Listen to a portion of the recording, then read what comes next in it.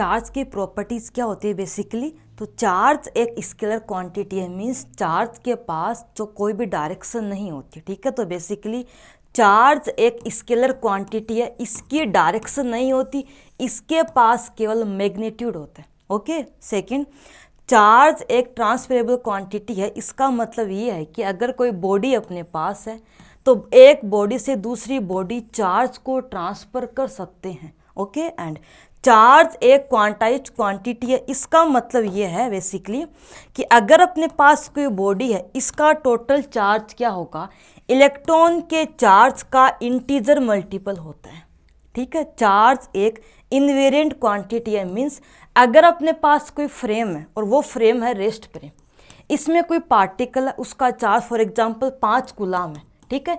अगर यही charge particle किसी मूविंग फ्रेम के अंदर हो, इन दैट केस चार्ज की वैल्यू पे कोई फर्क नहीं पड़ेगा।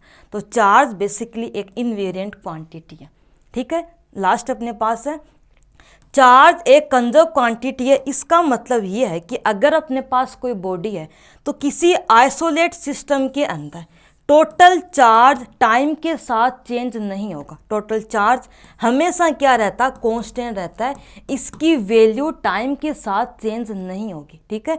तो बेसिकली चार्ज एक स्केलर क्वांटिटी है, इसकी कोई डायरेक्शन नहीं होती है, इस चार्ज को ट्रांसफ़र कर सकते हैं। किसी बॉडी का चार्ज क्या होता है, इलेक्ट्रॉन के चार्ज का इंटीजर मल्टीपल होता है।